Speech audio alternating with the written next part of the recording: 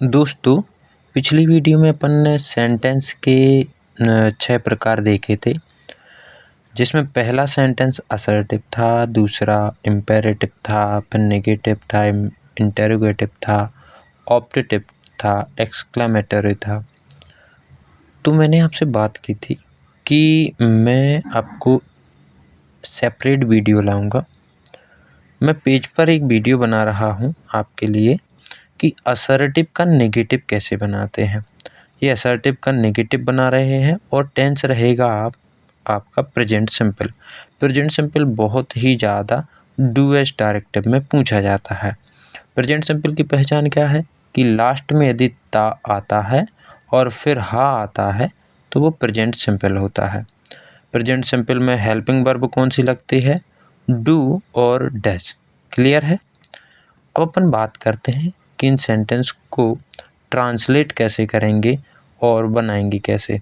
आपको पता है दोस्तों कि कोई भी सेंटेंस जब अपन ट्रांसलेट करते हैं तो सबसे पहले सब्जेक्ट लिखा जाता है, उसके बाद हेल्पिंग वर्ब लिखा जाता है, वर्ब लिखा जाता है और ऑब्जेक्ट लिखा जाता है। क्लियर है? अब यहाँ पर देखने की बात यह है कि जब आप प्रेजेंट सिंपल का असर्टिव सेंटेंस बनाओगे तो हेल्पिंग वर्ब नहीं आएगी, लेकिन यदि आप नेगेटिव बनाओगे तो हेल्पिंग वर्ब यूज होगी ही होगी। क्लियर है?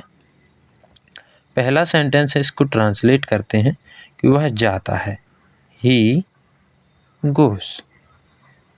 देखो, ही सब्जेक्ट है आपका और हेल्पिंग वर्ब नहीं आई है, वर्ब का एस फॉर्म लग गया है। क्यों लगा है वर्ब का एस फॉर्म? क्योंकि ही, सी और इट ये आपके सिंगुलर नाउन होते हैं और सिंगुलर नाउन के साथ वर्ब की एस फॉर्म लगती है। जब अपन इसका नेगेटिव बनाएंगे तो नेगेटिव में ही अब हेल्पिंग वर्ब लग जाएगी। ही डज नॉट और गो होगा। यहाँ पर देखने की बात यह है कि जो एस है ये हट गया है और डू के साथ लग गया है। तो डू के साथ लग गया है तो डज बन गया है, तो ही डज नॉट गो। याद रखना, ही, सी, इट के साथ डज लगता है और आई, वी, दे, यू के साथ डू लगता है। मैं आपको दिखा दे रहा हूँ, ये देखिए, आई, वी, दे, यू इसके साथ डू लग रहा है। ही, सी, इट और कोई यदि सिंगल नेम आता है तो इसके साथ डज लगता है। अब यहाँ पर एक और नोट करने वाली बात है, ठीक है। यदि नेम एक से ज़्यादा है, यदि नेम एक से ज़्यादा है तो डू लगेगा। याद रखना, क्यों? क्योंकि एक से ज़्यादा नेम प्लूरल हो जाता है, एक नेम सिंगुलर रहता है। जैसे कि राम और श्याम दौड़ते हैं। यदि अपन इसको ट्रांसलेट करेंगे तो किस तरीके से लिखेंगे? Ram and Shyam run. देखिए, यहाँ पर रन के साथ एस नहीं लगाया है। क्यों नहीं लगाया? क्योंकि Ram and Shyam plural noun हो गए हैं, इसलिए अपन ने एस हटा दिया है और वर्ब का फर्स्ट फॉर्म लगा दिया है। तो जब अपन ने पढ़ा था, टेंसों को पढ़ा था, तो अपन ने देखा था कि जो भी प्रेजेंट सिंपल टेंस होता है इसमें वर्ब की फर्स्ट फॉर्म भी लगती है और एस लगती है। वर्ब की फर्स्ट फॉर्म कहाँ लगती है? जब आपका सब्जेक्ट जो है वो सिंगुलर में हो तो एस लगती है और फर्स्ट लगती है जब प्लूरल में हो। ठीक है, तो राम एंड श्याम प्लूरल है, इसलिए वर्ब की फर्स्ट फॉर्म लगी, हेल्पिंग वर्ब नहीं लगेगी, लेकिन है ना। चलिए आगे और भी जो सेंटेंस हैं उनका अपन असर्टिव से नेगेटिव बनाते हैं। जैसे आप एक सेंटेंस देख रहे हैं कि मैं आपको पढ़ाता हूँ, ठीक है ना। तो मैं आपको पढ़ाता हूँ, यदि हिंदी में ही इसका नकारात्मक बनाना है तो मैं आपको नहीं पढ़ाता हूँ, लेकिन मैं तो आपको पढ़ाता हूँ। तो मैंने बनाया है आप ठीक से नहीं पढ़ते, नहीं शब्द आ गया ना।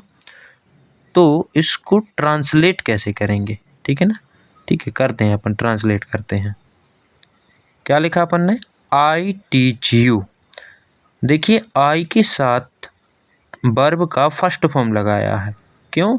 क्योंकि अब भी अपन ने देखा था कि I, we, they, you plural noun है और इनके साथ हेल्पिंग वर्ब डू लगती है और वर्ब की फर्स्ट फॉर्म लगती है। वैसे ही अपन ने देखा था कि ही, सी, इट और कोई सिंगल नेम आता है तो ये सिंगुलर नाउन है और इसके साथ हेल्पिंग वर्ब डज लगती है और वर्ब की एस फॉर्म लगती है।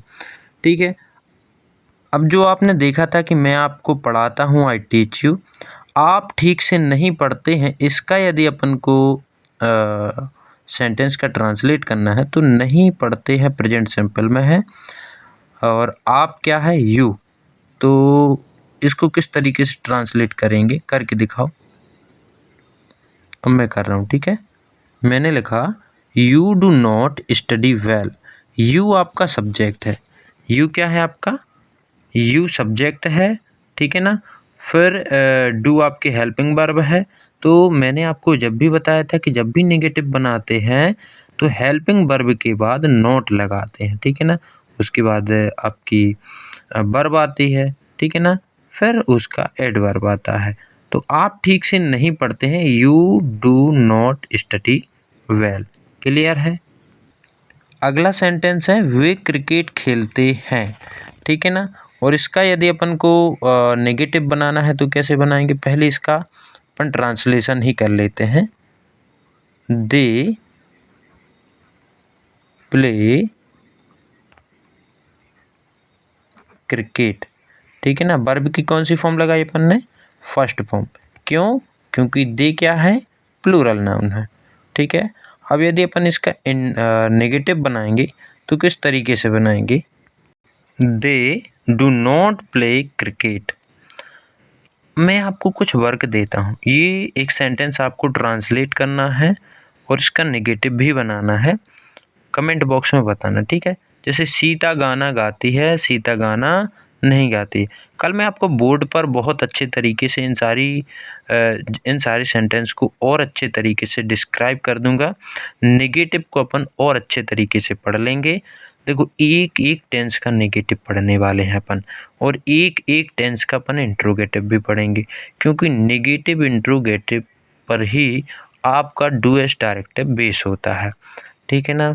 तो अपन को एक एक टेंस पढ़ना है। टेंस की देखो, मैंने एक ही वीडियो में टेंस के सारे कंसेप्ट खत्म कर दिए थे, क्लियर है। लेकिन अब प्रैक्टिस के लिए मुझे कम से कम टेंस के ऊपर 12 से 13 वीडियो बनानी पड़ेंगी। छोटी छोटी वीडियो रहेंगी, आपको उन्हें देखना ज़रूर है। तो आप सीता गाना गाती है ये वाला सेंटेंस ट्रांसलेट करो और सीता गाना नहीं गाती है ये वाला भी सेंटेंस ट्रांसलेट करो। गाना को बोलते हैं सॉन्ग, गाने, और जो अपन गुनगुनाते हैं ना, गाने की जो क्रिया है उसको बोलते हैं सिंग, ठीक है। सीता सिंगुलर नाउन है तो एस फॉर्म लगेगा, ठीक है। तो आप इसको